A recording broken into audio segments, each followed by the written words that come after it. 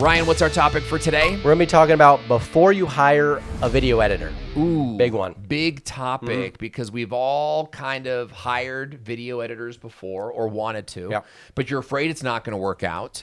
You know, maybe you hired someone, they did no good, and your temptation is to be like, that editor didn't work out. But in reality, it's like, were you prepared to be a boss of an editor? Did you hire the right editor? Did you create an atmosphere where that editor could thrive? Or did you fall flat on your face? Yeah, and that goes into our first point, which is know what you need and have a clear outlook on that before you even go anywhere to hire. And we'll talk about all of those various things later in the video. But I think a lot of people get to a place where maybe they have enough income from their channel or whatever they're doing where they can hire an editor. And at VidSummit, they always talk about the first hire usually somebody makes is the video editor. Yeah. Because it's a lot of work and a lot of time. Yeah. But a lot of people jump into that without actually having an SOP, standard operating procedure, or systems in place. Or do they have stock footage? Do I need to have the stock footage? Are they going to have like all these things? So maybe we can kind of talk about what you think are the top tier items we need to know before we even jump into that. I'm going to spill all the beans today. I'm ready. I am. And you know, and I appreciate you flooding all the... Owen, share with us your wisdom. But Ryan, you're a pretty smart guy too. And we've been building YouTube channels for the last 15 years. So if first time here, welcome to the channel. I'm Owen Video. This is Ryan Brown. And let's talk about number one. No, I think you just kind of nailed it. It's like know what you need before you go out and hire an editor. So when you're thinking, I'm going to hire an editor, it's like for what projects, what do they need to master? What files do they need to have in place? Even what software, you know? Oh, yeah. You think, hey, I use Final Cut or whatever, and it's like, well, I'm going to hire a guy that uses Final Cut, but you're going to hire, your best hire is in Adobe or, you know, some other godforsaken program. Yeah, exactly. It's like, I don't even know the other programs, right? But so you need to know what you need. Do you need an animator? Do you need someone who can do transitions, like really dialing that stuff in? And you mentioned before recording this, hiring somebody in a scarcity mindset where you have a hard deadline. You really should hire someone when you have wiggle room to like work through the kinks, because most of the time they're not going to be perfect. They're not going to mind read you and say, I know your vision, I know your style, and we'll get into testing and things like that. You should never be in a rush to hire your editor, and you got to know the different types of editors that you can hire, right? So I think you could hire directly, right? There's one-to-one hiring, and that's, you could hire someone in the US, you could hire someone overseas. Right? You've got to think about what it is you need, and then think about, okay, where am I going to hire an editor from, right? You could hire your nephew, your cousin, these different things, which I almost never recommend. Working with family's hard. Yeah, I mean, working, and especially because you're losing that authoritative line. It's like, oh, well, I'm going to go, sorry, uncle, I'm going to skate today. You know, and it's like, what are you going to do? You're going to bark at him? He's a kid. He's a minor. You hired a minor. You hired a 22-year-old or something like that. So maybe we should talk about, you mentioned local, overseas. There are also subscription services, which we can talk about really briefly. Okay, subscriptions. That's another great one. Like subscriptions, you pay a monthly fee. You get a certain amount of editing. You're not really going to get the dedicated sort of editor that you're going to get pulled into a rotation of editors, which I think if that's what you need, right, that's what you're going to go hire for, right? So know what you need and then hire for that type, okay, is like the big one. And then the next natural question would be like, how much do I pay this person? And this is a big one because so many different ideas out there on what the value is. Well, I think a lot of people don't know. They don't know what to pay an editor. So there's like two things. There's like, well, someone should be honored to edit for my channel, you know, and I get it. I get that. That's special. You know, it's special when you get to this place where you're like, I'm going to give someone the chance to edit for my channel. You're going to get what you pay for, you know, especially if you go like an intern or something like that, which again, if you're serious, I don't recommend these things, right? You got to like think about what, now you can go with an $8 an hour editor. Guess what you're going to get with that? $8 an hour versus an $8 an hour editor.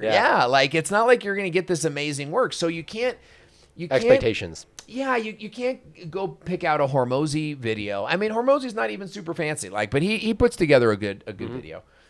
You can't get a Hormozy video and then hire an $8 an hour editor and say, make that for me. Yeah. Right? Like that is a lot of times a square peg In a round hole, you know, and it came in with the wrong expectations. So like, know what to pay. If you're gonna pay $8 to $10 an hour, and they're gonna slice together stuff without much editing, great. On a lower pay though, you're gonna get less. They're probably gonna keep looking for another job, you know, as well. So you won't quite have their heart. Do you have a range of like what's a good mid-level editor that's like maybe dedicated to me, but we're not making these documentary films. Maybe it's sort of a face down sit style video, but we want to have clean like half-string graphics and lower thirds with branding and obviously good, decent color grading. Look, for me, it's going to go back and forth to what the creator's going to do, right? Are you in a place where you have editors, right? That's one thing.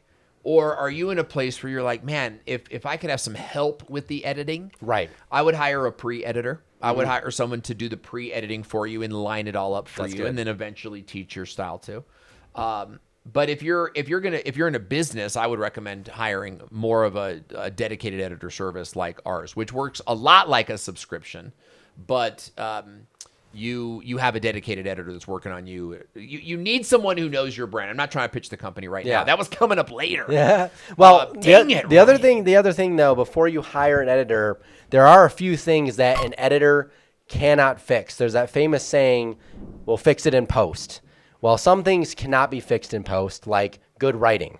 You can fix flubs and fix repeat sentences in editing sometimes. Yeah. But good writing, good storytelling, that comes before the editing process. And I think we'll do a video in the future about hiring a script writer or maybe using ChatGPT and various functions to help you build out a good script or a good outline. Yeah. But that would come before hiring a good editor. Although finding a good editor that, you know, is fluent in English and is good at using your script that might have editing instructions on it, which we usually give editors, is also important. So we'll talk about that a little bit later with communication with the editor. The other thing is having clear instructions for your editor. So good. So it's like, because the last one was kind of like, you have to write a good video. Yeah. I just want to punctuate that. It was like, you got to send the editor a piece that she's able to edit. Yeah. Right? Yep. And then as part of that, say it again. Having good instructions for them. Yeah, give clear instructions. And you can do this several different ways. Some ways that I've done it in the past is actually we give instructions to our editor in the video. You just don't see it because they get edited out. That works pretty well. Another way is when we're filming, is what you're talking about. Like while we're filming, we're actually like, oh, hey, cut that or rearrange that. Yeah, we do that. But another thing that I've always done in the past is, even for myself when I was editing for me, was in my script, write down on another line, editing note, make sure to put this graphic here, make sure to put this photo here, B-roll things mostly. Like on paper? Like on Google Doc or something? Yeah, in Google Doc, you can leave comments on the side for the editor, say like, hey, at this point. We did that a lot with Google Docs. And we still kind of do. We have like what's called a VBO, and like the whole video gets built out on the VBO. And so all the notes are in there, and then when it's done, there's this full package of like everything was completed here. So Google Notes or Google Docs is really good. I use Loom videos. Oh yeah, Looms are fantastic. I use Looms a lot just to even where we'll say like, give us the instructions here, like what do you want to put? I just like watch the video, boom, here's the video. That's great because sometimes it's actually easier to articulate speaking than trying to have them extrapolate it in a text. It's sort of when you get a text from your mom and it has a period at the end and you're like, oh my gosh, is she yelling at me? I don't know because it's not her voice.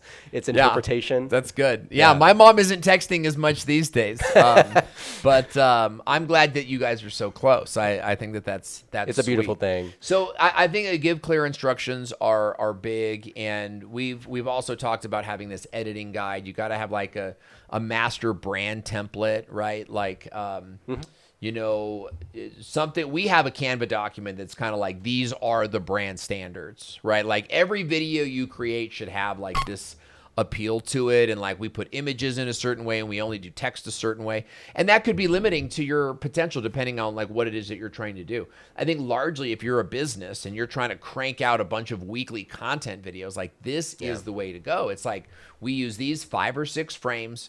We don't use them all the time. You know, there's like an artistic sort of balance there, and you want the editor to make those decisions so that you can make decisions as the content creator on where the channel is going to go. Or if you're the CEO of a company or you're building a business, your energy should go into your best on-camera presentation. It shouldn't have to go in like managing your editor. Yeah. So giving clear instructions. Okay, you said this a little bit earlier, but never hire in an emergency.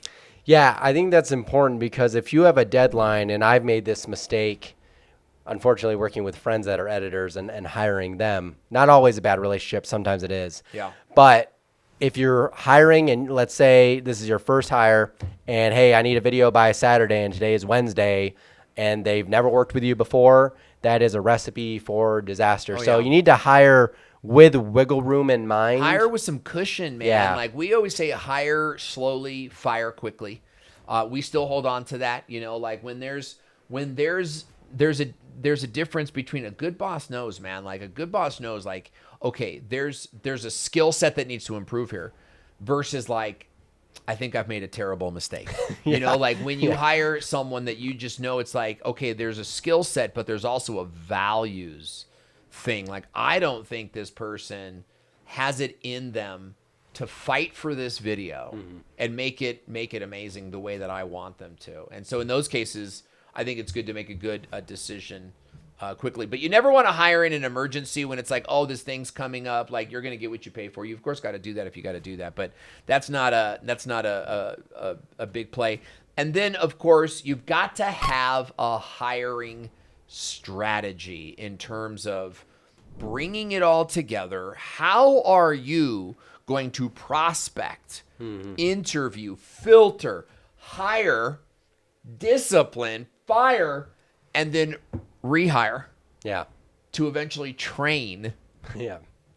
a video editor. Like again, I'm kind of making it sort of complicated, but like if you're hiring long term, Yeah.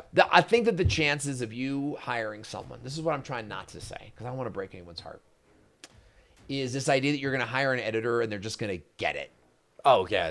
It almost never happens. Yeah. Unless maybe they were a creator too and you knew each other and you were childhood friends and you had all these things. It's more of a collaboration. Yeah, very different It's not so much relationship. I hired an editor. When you hire an editor, you're the boss. And there are some things that are expected of you, like when you make a hire. So for example, in fact, one of the things is when you do hire, you're now creating company culture. You now, it's like you now have to have policies in place, at least maybe not all at first, but like that's coming. They're gonna ask for days off and things like that. So you have a great hiring strategy. Yeah, so, and this is mostly for if you're hiring on something like Upwork or Fiverr and it's an overseas editor and you put that ad out and you get 50,000 messages in a week and you're like, oh my gosh, I'm overwhelmed with all these candidates.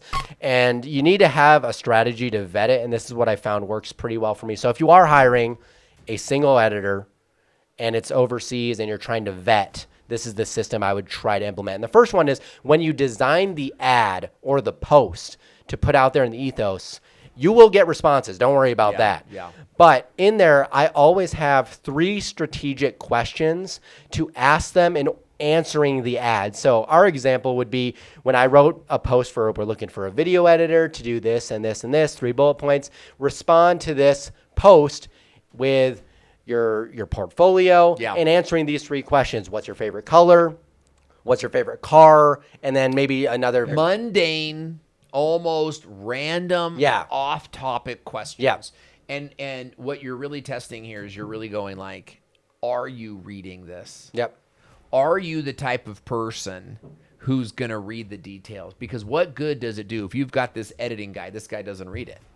And editors need to be the detail-oriented person because they're the visualization of at least the when video. you get started. I mean, I'd love to think that there's this vibe that happens with your editor, as you continue to make music together. Yep. Right? I think that we've got that with our editors. I think that we have a brand that we produce. Like we're not for everybody. We are for business owners, right? As a matter of fact, we have all of what you are hearing today in a hiring guide that you can download for free. We'll give you our hiring guide and show you how we ask questions and how we approach the people that we hire, of course, to work for us and serve our clients. And we're giving that away to you for free. You can check that out in the description box below.